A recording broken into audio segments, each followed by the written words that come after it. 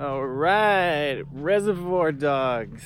This is the first time I saw Reservoir Dogs directed by Quentin Tarantino, 1992. I think this was his very first feature film. And, I'm not a huge Quentin Tarantino fan. I do not like violence in movies. I do not like blood everywhere and people getting ears chopped off and all the profanity and everything. So in general, I'm not really a huge Quentin Tarantino fan. I love his style. He is a great writer. He's a very talented filmmaker for sure. I got a lot of respect for the guy. But, I saw the Kill Bill films and all that when they came out back in the day, and I was sort of curious. What is the first movie this guy made? I want to check it out. So I finally watched it.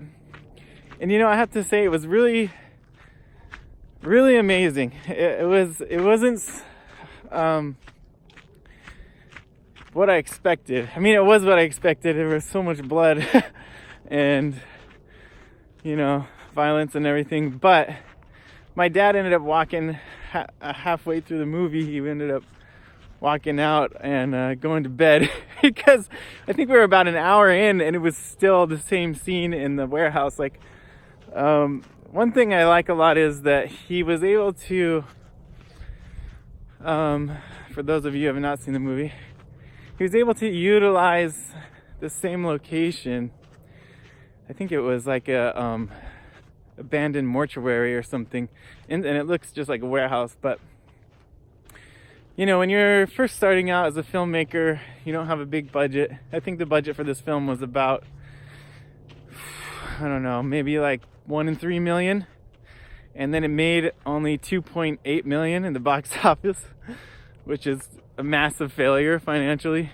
But there's a ton of dialogue in this movie, but the cinematography is amazing. Cinematography is really, really good, and it's very slow, meaning the cinematography is really still and clean.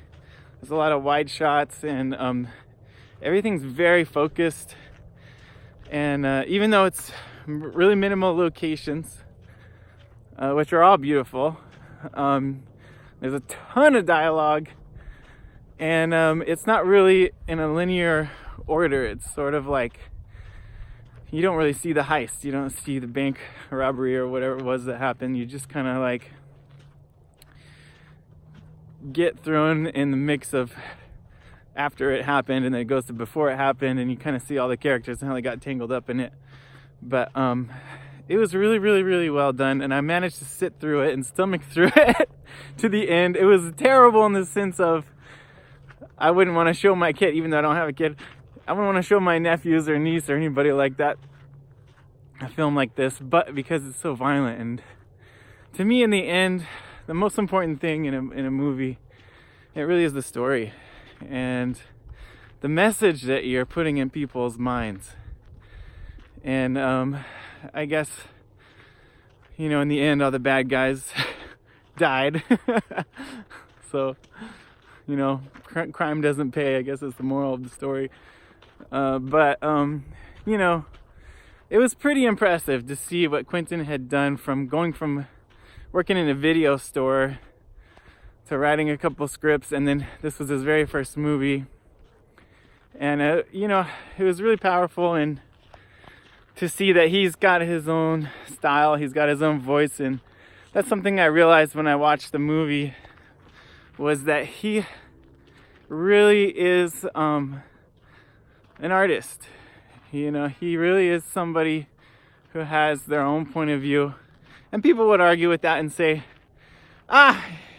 he just copies everybody else and mashes it all up and puts it in his own spin on it. Well, yeah, that's true, but a lot of people do that.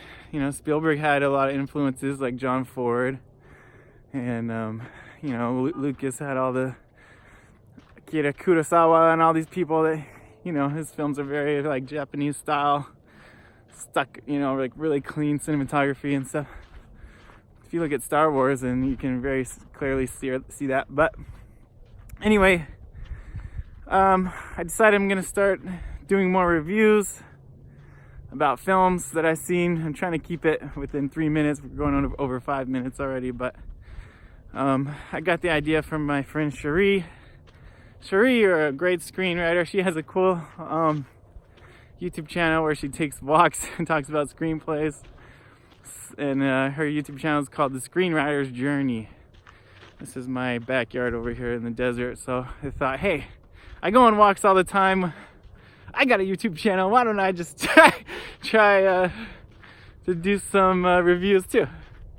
And I'm always studying films I like and directors I like, and I have tons of research and thought about them and the people that worked on the movies.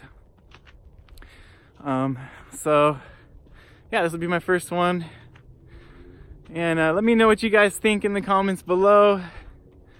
I say no, I'm never gonna watch this movie again, but it was amazing. It's definitely worth it to see it once, and just kind of slaps you in the face.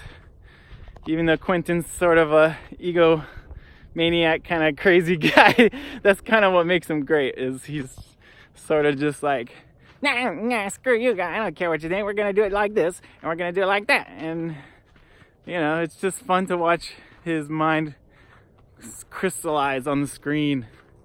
So I got a lot of respect for the guy, and if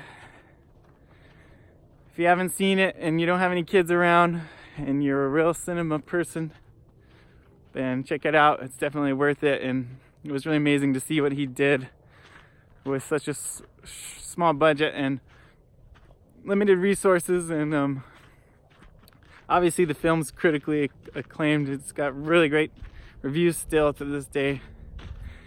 And yeah, good job, Quentin.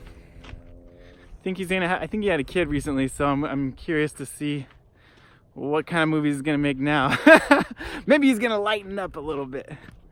But thank you for watching, and any comments you guys have about the movie, I would love to hear your thoughts on it. If you loved it, if you hated it. And I think I see an owl right now. See you next time. I'm gonna try to get the owl. Can you see it? Woo, woo, woo.